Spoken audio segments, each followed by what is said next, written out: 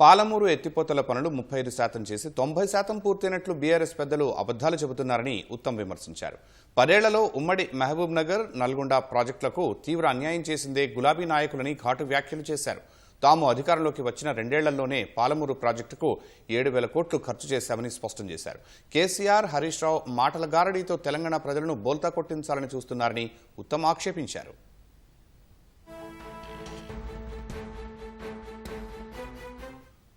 10 ఏళ్లలో పాలమూరు ఎత్తిపోతల ప్రాజెక్టు పనులు 35% మాత్రమే చేశారని నీటిపారుదల శాఖ మంత్రి ఉత్తమ్ కుమార్ రెడ్డి చెప్పారు. ఉమ్మడి మహబూబ్ నగర్ జిల్లాకు ఎక్కువ నీళ్లు కావాలని కోరుకుని ఉంటే జూరాల నుంచి ప్రాజెక్టు కట్టాక పాలమూరు చేపడితే తెలంగాణకు ఎక్కువ లాభం జరిగేదని ఉత్తమ్ అన్నారు. ఒక పంపును హడావిడిగా ప్రారంభించారు తప్పితే 1 ఎకరాకు నీళ్లు అందించలేదని విమర్శించారు. High cost short tenure loans తీసుకొచ్చి రాష్ట్రానికి ఏమైనా ప్రయోజనం జరిగిందంటే మరి అదే నష్టం చేసిన వాళ్లే ఏదో ఒక ప్రోపగాండాను ఒక అసందర్భంగా అర్ధరహితంగా మూర్ఖంగా మాట్లాడుతున్నారు. కల్వకుంట్ల చంద్రశేఖరరావు గారు పాలమూరు రంగారెడ్డి లిఫ్టిగేషన్ స్కీమ్ కి మేము 90% పనులు చేసినాము, వీళ్ళు తట్టెడు మట్టి ఎత్తలేదు, మేమేదో గొప్ప చేసినట్టుగా మాట్లాడిండు. దానికి కొన్ని ఫ్యాక్ట్స్ అండ్ ఫిగర్స్ తో ఎంత అబద్ధాలు చెప్తున్నారో మీరు గమనించాలి. వాళ్ళు ఖర్చు పెట్టింది 27,000 కోట్లు. 1 ఎకరానికి కూడా ఆయకట్టు ఇవ్వలే. వాళ్ళు చేసిందల్లా 1 పంపు ఆన్ చేసి కొన్ని గంటల కోసం ఆన్ చేసి మళ్ళీ బంద్ చేశారు. డీటెయిల్ ప్రాజెక్ట్ రిపోర్ట్ లో ప్రాజెక్ట్ కాస్ట్ 55,086 కోట్లని చెప్పడం జరిగింది. ల్యాండ్ అక్విజిషన్ కి R&R కూడా ప్రొవిజన్ ఇవ్వలే. 30,000 ఎకరాల ల్యాండ్ అక్విజిషన్ ఇంకా చేయాల్సి ఉంది. 6,000 కోట్లు ల్యాండ్ అక్విజిషన్ కి అవసరం. ఒక ఆయకట్టు కాలువ తట్టెడు మట్టి వాళ్ళు ఎత్తలేదు. ఒక డిస్ట్రిబ్యూటరీ ఛానల్ పని మొదలు పెట్టలేదు.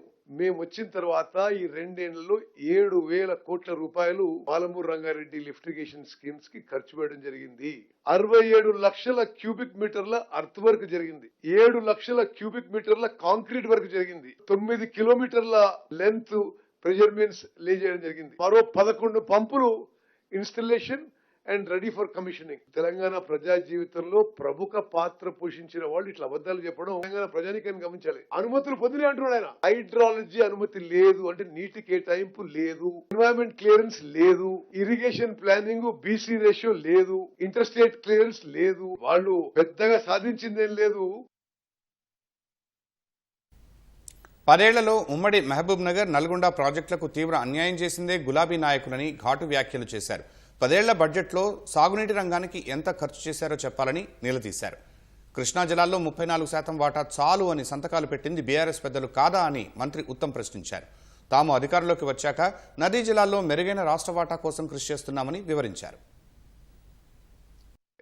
వాళ్ళు 45 TMC from unutilised minor irrigation allocation అని చెప్పిపోతే మేము ఇప్పుడు CWCతో ఫాలో అయి ప్రతి చెరువులో మండలాల వారీగా ఎంత సేవింగ్స్ ఉందని చెప్పి CWCకి సబ్మిట్ చేసి ఈ మైన్ ఇరిగేషన్ సేవింగ్ లో పాలమూరు రంగారెడ్డి అలొకేషన్ కి ఒక అడుగు ముందుకేసినాం, ఒక ప్రోగ్రెస్ చేసినాం. ఆయన పదే మరి అత్తని ప్రయోగించి పడిపెట్టి ఎంత రాసిండు మరి అని అసలు దాన్ని ఒక విచిత్రంగా వికారంగా మాట్లాడడం అది ఖండిస్తున్నాను. 70 TMC తోని 10 lakh acres ఉమ్మడి మహబూబ్ నగర్ జిల్లాలో నీళ్లు అందించే విధంగా ఒక ప్రణాళిక చేయడం మొదలు పెట్టింది. ఆనాటి కాంగ్రెస్ ప్రభుత్వం జూరాల నుంచి ప్రాజెక్టు 10 లక్షల ఎకరాలకు ప్లాన్ చేస్తే వీళ్ళొచ్చి దాన్ని శ్రీశైలంకి షిఫ్ట్ చేసింది. 17,72,000 కోట్ల 10 ఏళ్ల బడ్జెట్.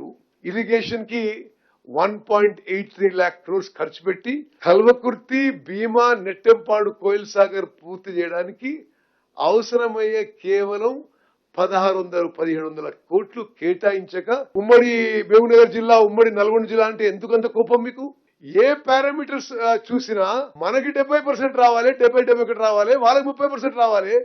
వీళ్ళు రివర్స్ ఎందుకు ఒప్పుకోవచ్చని మేము వచ్చిన తర్వాత ఆర్గ్యుమెంట్ రివర్స్ చేసినాము. మోసం చేసింది, ద్రోహం చేసింది ఎవరండి?